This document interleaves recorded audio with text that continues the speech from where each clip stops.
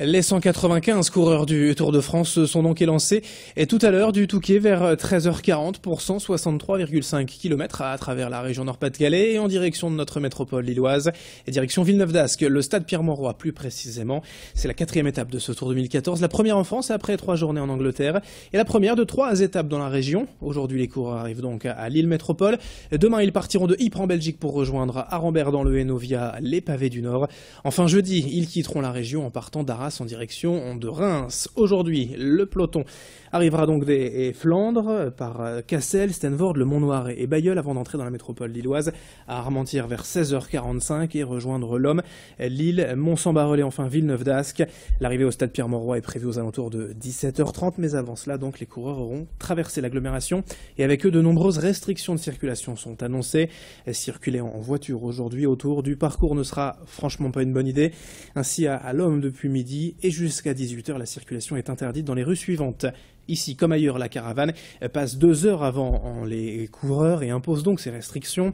De l'Homme, on arrive ensuite à Lille par l'avenue de Dunkerque, les boulevards Vauban, La Liberté, Louis XIV, avant d'aller vers Mons par la rue du Faubourg de Roubaix et Saint-Maurice-Pelvoisin, et puis l'arrivée à Villeneuve-d'Ascq via Hélène et Leuzen en passant par les boulevards de l'Ouest et de Tournai, là où sera enfin jugée l'arrivée au pied du stade Pierre-Mauroy, en fonction de la vitesse de la course entre 17h20 et 17h40. Tout autour du secteur du stade, en tout cas, la circulation sera également interdite, très perturbée. Les parkings du stade sont ouverts gratuitement au public cet après-midi pour stationner facilement aux abords de l'arrivée. Enfin, notez que les accès autoroutiers de Villeneuve-d'Ascq devraient être également compliqués cet après-midi, notamment le boulevard du Bruck, ainsi que les bretelles de sortie. Le trafic des bus Transpol sera aussi perturbé le long du parcours. Toutes les infos pratiques pour circuler et stationner correctement aujourd'hui autour du tracé du Tour dans la métropole lilloise, c'est sur lillemétropole.fr et aussi transpol.fr et tous les quarts d'heure bien sûr, les infos pratiques sur Grand Lille TV. Côté coulisses à présent, si les coureurs ont traversé la Manche par avion et ont atterri hier soir au Touquet, et toute la caravane et l'infrastructure géante du Tour sont passés par le tunnel. Mais après la panne d'un Eurostar hier matin sous la Manche et la fermeture du tunnel une partie de la journée, les 150 camions qui devaient à l'origine arriver vers minuit à Villeneuve-d'Ascq sont arrivés très tard dans la nuit et au compte-gouttes. Heureusement, dès 9h ce matin, toute l'installation prévue pour la ligne d'arrivée était déjà montée. Les premiers spectateurs sont arrivés tôt également pour ne rien louper du spectacle. On attend bien sûr beaucoup de monde tout au long du parcours. Nous avons rencontré quelques-uns de ces fans, tout à l'heure on les écoutera lors d'un prochain point. On retrouvera également bien sûr nos journalistes Élodie Bernachon et Alexandra Gossin depuis le tracé du Tour, le parcours à l'Homme ou à Villeneuve-d'Ascq pour vivre l'ambiance de l'intérieur. Côté sport, cette 4e étape devrait être réservée aux sprinteurs selon les spécialistes.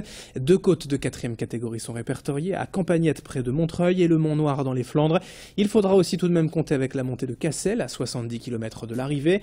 Mais pour autant, à part une échappée en réussite, l'étape semble bien promise aux sprinteurs rouleurs. C'est en tout cas l'avis de notre consultant spécialiste Guillaume Van der Schag, le rédacteur en chef du magazine Sprint que nous avons joint tout à l'heure par téléphone. Une étape qui pourrait sourire soit à des baroudeurs, mais plus logiquement aussi à des routiers sprinteurs.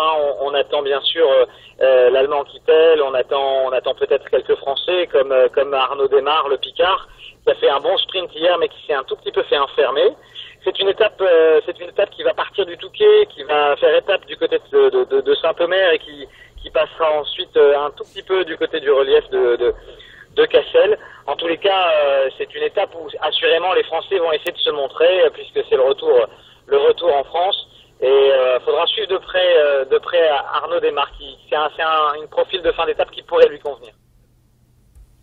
Le passage du Tour de France dans la région, c'est aussi l'occasion de découvrir cette exposition consacrée au cyclisme et même plus précisément aux vélos anciens. 2 passionnés nordistes, Francis et Chantal Ostochki, rassemblent depuis près de 40 ans de vieux vélos ayant pour la plupart participé au Tour de France. Le plus ancien est un modèle de la marque Clément datant de 1909 et en tout, 53 vélos sont à découvrir dans cette expo, tous retapés depuis des années par ces 2 amoureux de la petite reine.